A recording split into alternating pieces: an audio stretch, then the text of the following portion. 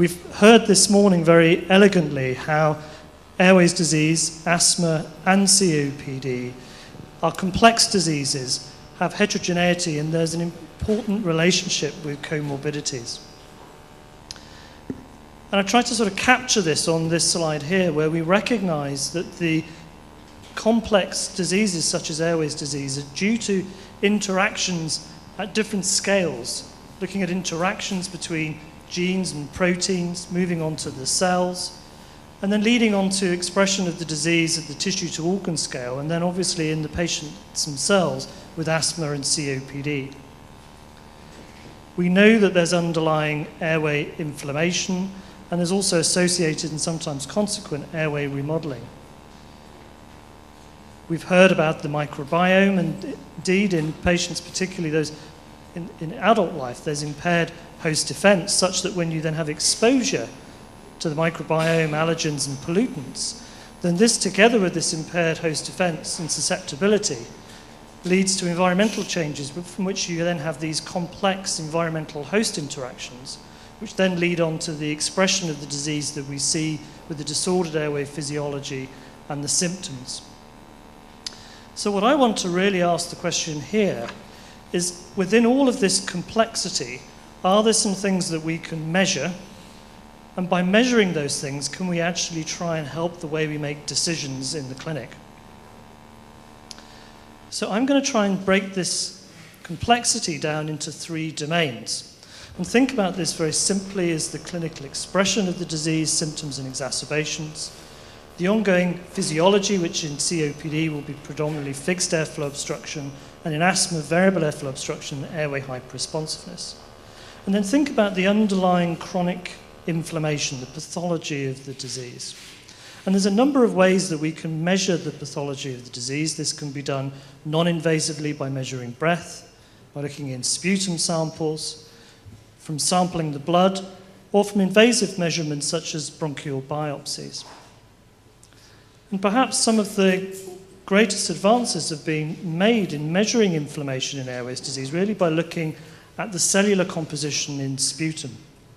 So this figure here shows a group of different photomicrographs of samples from patients with airways disease, whereby they've coughed up a sample of sputum following induction with hypertonic saline, and the sputum is processed in order to derive a cytospin, such as shown here. And you have different patterns. So you have patients with predominantly neutrophils and eosinophils predominant, and those patients where they don't have an obvious granulocytic response. And we know from the current dogma of the immunopathology of asthma that you would predict that there's elevated Th2 inflammation and a consequent eosinophilia that you can then see in the sputum. But what I want you to see from this figure, though, is that there's tremendous heterogeneity within asthma, such that you have some patients with really quite marked eosinophilia and others without. And the other aspect I want you to see is also that when you look in COPD, there's also a similar heterogeneity, such that a disease much more classically associated with neutrophilic inflammation, but there's also the presence of an eosinophilia. These phenotypes also change over time, and I think this is incredibly important. We've already heard today that if you measure something in the blood and say that's systemic inflammation, that's not enough. You need to be thinking about the dynamics of that inflammatory response. And this is work taken from a series of studies which were then brought together and published last year from the Asthma Clinical Network. And what they were able to do is they were able to look at the pattern of the inflammatory profile over a year. And in doing that, they were able to show that in some patients, an eosinophilia was rarely seen. In others, they had this intermittent eosinophilia where it was going above and below the normal threshold. And in some patients, there was a persistent eosinophilia. But you can see with those treated with corticosteroids that actually the most common phenotype was actually those without an eosinophilia. If you look at those who were corticosteroid naive, then the proportion that actually had an eosinophilia increased, but you're still only seeing that in about half of the patients. So can we use these measurements that we're actually looking at in sputum, and can we actually see if they will predict a response to typical current therapy, corticosteroids. And we can see we can do this in both COPD and in asthma. So in COPD, this is a crossover placebo-controlled trial of oral corticosteroids given for 4 weeks. And in this setting, we were able to then stratify the population of in this case, 60 patients into their baseline eosinophil count from low to high, and look at a number of outcome measures, including FEV1 shown here, but also how far the patients could walk, and also their health status. And what we're able to see is that the benefit to corticosteroids compared to placebo was greatest in those with the highest baseline eosinophil count. And this is true if you also look with inhaled corticosteroids in a similar population of about 60 patients with COPD. The magnitude of the benefit is smaller with the inhaled treatment compared to the oral treatment, but the direction of improvement is the same in favor of those with a baseline eosinophilia. This has also been shown in asthma. So this was a study whereby we gave patients budesonide for 2 months. And again, we went back and stratified them based on their baseline eosinophilia. And we could see in a number of domains, whether we looked at symptoms, here is the visual analog for cough, whether we looked at lung function, or whether we looked at airway hyperresponsiveness, that benefit was in those patients that were eosinophilic at baseline. The study that I showed you a little bit earlier from the Asthma Clinical Network from the United States also was able to look at a number of clinical interventions that were embedded in those studies. And in that, they were able to then look at patients based on this phenotype, non-eosinophilic, intermittent, and persistent. And they were able to then assess what was the response to typical treatment for asthma, inhaled corticosteroids, and also anti-leukotriene therapy in patients who were previously treatment naive. And they found that those who were persistent eosinophilia had the greatest response to this composite of anti-inflammatory treatments. And there was no benefit at this stage in those patients who were persistently non-eosinophilic. And then when they added in a bronchodilator, all the 3 groups actually had benefit. Again, showing this dissociation in terms of the response to corticosteroids and the inflammation, such that the eosinophilic group is the one that's getting the greatest response. Can we do this dynamically? So rather than just thinking about dichotomizing or stratifying the groups at baseline to decide therapy, can we actually modulate therapy over time dependent upon these counts? And this has been done again in both asthma and in COPD. So in asthma, this is one of 3 studies which has looked at this, whereby patients were treated either with standard guidelines over a year, or their management was driven by their sputum count, such that their treatment went up if they were eosinophilic, the treatment went down if they were non-eosinophilic. And in doing that, without any additional requirements for corticosteroids over the year, so the total burden was the same, we were able to show that those patients treated with standard guidelines versus sputum guidelines, that there was benefit in terms of hospital admissions, and benefit in terms of the cumulative number of severe exacerbations.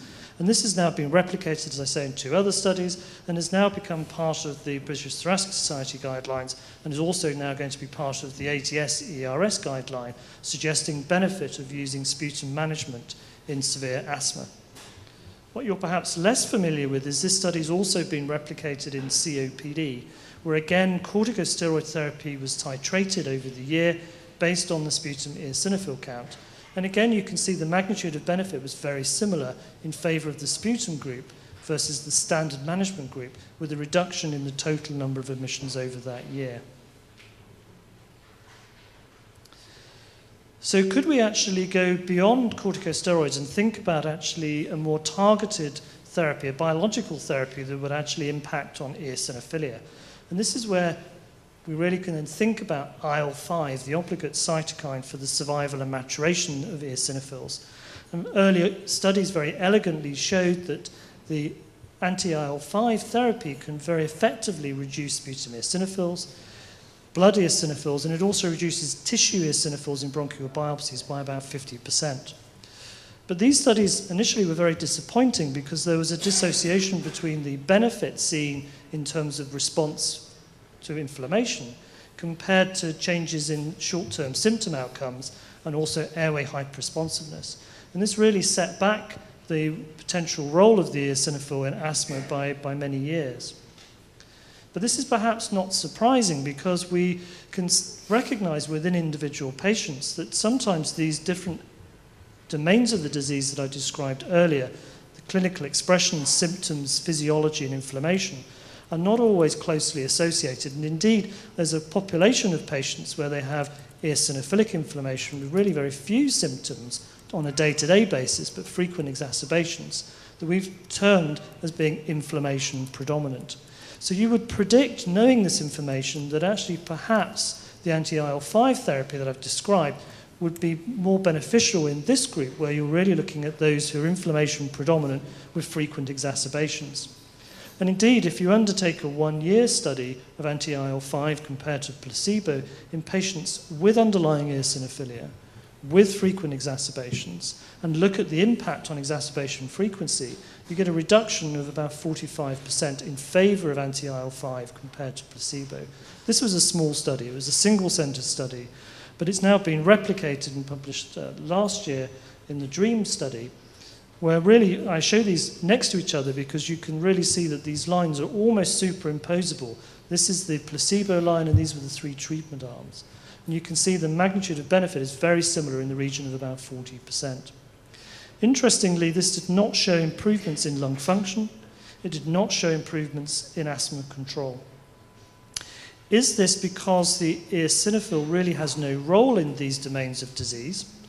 Or perhaps it may be that this particular treatment is very effective at reducing the eosinophil in the sputum, but less so in tissue. So perhaps other therapies towards the IL-5 receptor, or perhaps CRTH2 antagonists, may be more effective at reducing tissue eosinophilia and improving symptoms. And we will know that quite soon with studies that are already underway. What really tells you about benefit from this treatment? So what are the predictors? Well, the greatest predictor is actually your exacerbation frequency in the previous year. So if you're a very frequent exacerbator, you're more likely to have benefit. But does looking at a biomarker add to that? And in this study, they were able to look at sputum, exhaled nitric oxide, and also the peripheral blood eosinophil count. And the very simple measurement of just looking at what the peripheral blood eosinophil count was at baseline was actually the best biological biomarker of actually identifying benefit in response to mepolizumab. So really a very simple way of looking at a biological phenotype. Has this paradigm also been tested in other drugs? The answer is yes. When you're looking at anti-IL-13, then what's been developed is this blood marker periostin, which has really come out of early studies looking at transcriptomic signatures from bronchial brushes, which has then shown that periostin can be very reliably measured in blood and seems to be a marker not just of the airway eosinophilia, but actually the tissue eosinophilia, so sputum and tissue and blood. So it gives you really a composite marker of eosinophilic inflammation. And in this study, they were able to then stratify the patients who were treated with IL-13 into those who were periostin high versus low. And in this group, where they were periostin high, is where you're seeing benefit in FEV1 in favor of lebrikizumab versus placebo. And this effect was not seen in the periostin low group. What about current therapies rather than treatments in development? Well, if you look at anti-IgE and try to understand which of the biological markers, phenotypes, might predict response, then if you look at a number of measures of eosinophilic inflammation, so exhaled nitric oxide, peripheral blood eosinophils, periostin, then the response to Xolair, to anti-IgE, is always in favor of those with an eosinophilic inflammatory phenotype. Could you turn the coin over, and instead of looking at eosinophils, could you actually look at patients who are non-eosinophilic? And does this actually also predict response to therapy? This is a study in severe asthma, which was really trying to look at whether there's benefit from macrolide therapy, azithromycin. There's been studies now in bronchiectasis, non-CF bronchiectasis, also in COPD, suggesting benefit of azithromycin. So perhaps there may also be in severe asthma. In this study, unfortunately, they did not show a benefit in favor of azithromycin versus placebo in the population as a whole group in terms of reducing exacerbations. But when they actually then stratified the group into those with the presence or the absence of a blood eosinophil count, and in this setting they were looking for those who had a low eosinophil count to predict response, then in the non-eosinophilic population there was a reduction in the exacerbation frequency, so time to exacerbation, in those in the azithromycin group versus placebo, again showing that looking at inflammatory phenotypes can actually start to direct treatment. So can we go beyond just looking at cells? Could we actually look at the cytokine profiles? And could the cytokine profiles tell us something about biological phenotypes or biological clusters? And we've done this both in asthma and in COPD. In COPD, we looked at a population of patients over a 1-year period, saw those patients every 3 months at stable state, and saw them at exacerbation and recovery. And we measured over 30 analytes, both in sputum and in blood. And in doing that, we tried to distill down that information. And we did that by a data reduction tool, factor analysis. And when you use factor analysis, you then get 3 groups of these cytokines. And these numbers correspond to the loading of the factors. So the higher the number, the more important that particular mediator is for that factor. And in doing that, you then have a number of cytokines or groups of cytokines that seem to be telling you something about the inflammatory profiles within the sputum, this is from sputum, in these patients with COPD. You can then use this information to actually go back to then derive clusters of patients. So you can then look at each of these different mediators and see how they group together within patients. And that's what we've done.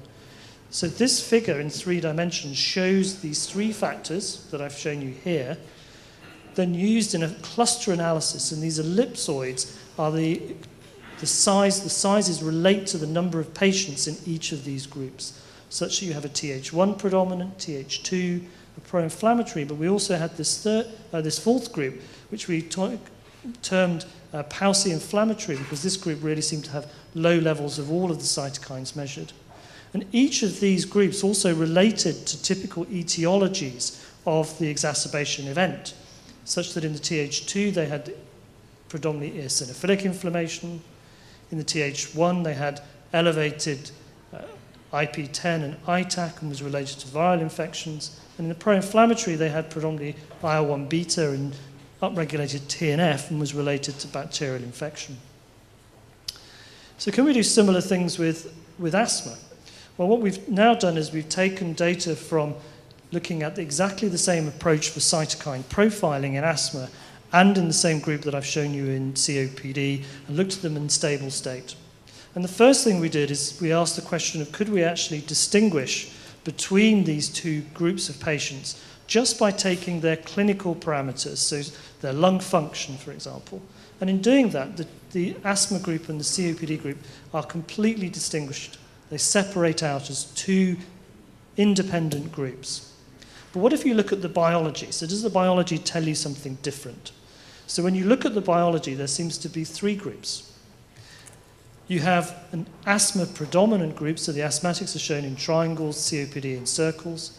So this group is eosinophilic with elevated Th2 cytokines, IL-5, IL-13. There's a COPD predominant group, which has a very high level of IL-6 and TNF-alpha. And there's also a mixed sort of asthma neutrophilic and also COPD patients where there seems to be an overlap. And in this group, there also was elevated bacterial colonization shown by a standard culture, but also by qPCR. So you can then start to imagine different targeted therapies. So these COPD patients here probably would also be a suitable group to be treated with anti-IL-5 or similar therapies that I've described for asthma. And indeed, the first anti-IL-5 receptor study for COPD is now completed and will be reporting in the new year. So I think that will be very exciting. And you can also imagine the importance of different strategies for these groups. So could we use this kind of approach to also look at harm? So I've told you how we can look at benefit. Can we look at harm? If we look at the peripheral blood eosinophil count to direct treatment at an exacerbation event, can we use it to reduce the number of patients that are inappropriately treated with steroids at an exacerbation? And that's exactly what we've done. So we treated patients either with standard care, shown here, where at the exacerbation they received prednisolone or antibiotics, or if they were in the targeted arm, we directed their steroid therapy based on their peripheral blood eosinophil count here, such that they either received placebo and antibiotics or prednisolone and antibiotics. And what we were able to then do is initially show that we could reduce the number of steroid courses in the directed arm by 50%, and this was without causing any detriment in terms of their health status, lung function, or symptom score. So we could halve the treatment without there being deleterious effects. But if you look at the rate of recovery in response to these treatments, it's different. So if you look at those who are biomarker positive, so in eosinophilia treated with prednisolone, this is the population that had the fastest response in terms of their symptoms measured on a visual analog score, but also in terms of their lung function. The group that actually had the poorest outcome were those that were biomarker negative, so the non-eosinophilic, and given prednisolone. So those given prednisolone who were biomarker negative did worse than those who were given prednisolone and biomarker positive, but they also did worse than those patients who were biomarker negative and given placebo, suggesting that in this population the prednisolone was actually causing harm. And indeed, although underpowered really to ask the question, what we also found though is there was an increase in hospital admissions in this population as well, really suggesting that prednisolone perhaps was doing harm, and this clearly needs to be tested in much larger studies. I also want to come back to this just to really illustrate a point around looking at different compartments. So I focused so far in looking at sputum primarily and also touched on looking at breath. And this figure I showed you earlier where I was telling you about this group being eosinophilic. So clearly the opposite side is this group should be non-eosinophilic. And we decided to then look at this population to see if we could then see what their cytokine profile was. And our prediction was that we would be then looking at a group of patients with elevated IL-1, beta, and TNF. But much to our surprise, in the high BMI, the obese group, we were actually starting to see some Th2 signals. And this really was in complete contrast to what we predicted. And that's in asthma. So we went back to look at a population of patients with COPD where we'd already measured the IL-5, and then we actually then stratified them based on their BMI. And again, there was a very close relationship. So what's going on here? So we look back at their sputum, and as we already knew, their sputum was lower in the obese group, didn't reach significance, but there was a clear trend. There was slightly more eosinophilic in their blood in this setting. But when we looked in their tissue, we were able to see that in this group, they actually had elevated eosinophils in their tissue. Interestingly, there are actually very few eosinophils in the epithelium itself. They seem to be trapped in this lamina propria. So that starts to raise questions around different mechanisms of driving that eosinophilia. But it also starts to make you think about how these measurements are also specific to the location of where you're making them, such that we probably need to consider in different settings where blood or sputum or biopsies are necessary to really give us the information that we require. So I'm going to finish really coming back to where I started, and where I started was really trying to tell you the complexity, which we've already heard today. I've tried to bring us back to some simplicity around inflammation and some really simple things like measuring blood eosinophil counts, which you could apply to your clinical practice now. If we want to then actually go the other way and actually become even more sophisticated, then we need to think about a more systems approach, and we're going to be hearing some more of this from Alvar a little bit later today. But this is going to be important because we can then approach this with biostatistical models, but we can also go with computational models and start to integrate each of the different types of data you're getting at the genetic level, the protein level, and clinical expression, and try and integrate that with multi-scale modeling. And you can do this by having models that are actually looking at the inflammatory scales and looking at cell to tissue, but you can also do it using a number of imaging modalities to then look at the tissue to organ scale and then into the whole person. And this is work that's being done with ourselves in the AirProm consortium, but a number of other consortia are also having similar approaches, and an integrated approach across all of these different efforts to really try and understand this complexity such that we can do this in order to then come back to the clinic with some simple messages and some simple tools that can help us improve our management for our patients. Thank you.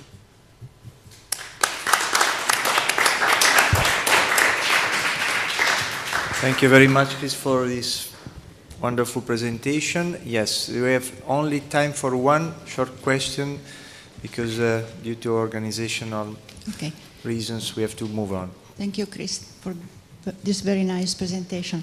Going back for a moment to the non-eosinophilic asthma, that if you want is still 0.5% of the people, at least non-persistent eosinophilic asthma, even from the tissue point of view, from the biopsy point of view, at least in children that we studied, those non-eosinophilic asthmatics have exactly the same Th2 microenvironment in the tissue. So there is a high production of interleukin-4, expression of interleukin-4, even interleukin-5, the same desquamation of epithelium, the same basement membrane thickening, exactly the same except for the eosinophils. So how this can fit with the model, which for sure is true of the therapeutic intervention based only on eosinophilia in sputum.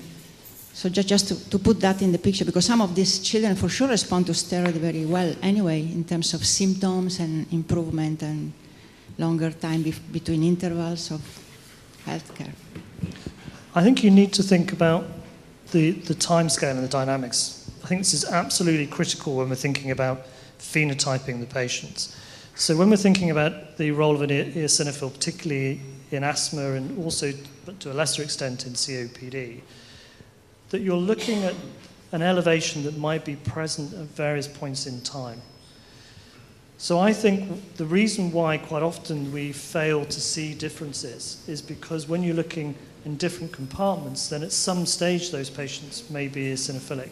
So it's the enrichment, and a number of the clinical trials are now trying to then use an enrichment process where they use a number of different ways of looking at measurements to then look at patients who are tending towards an eosinophilic phenotype.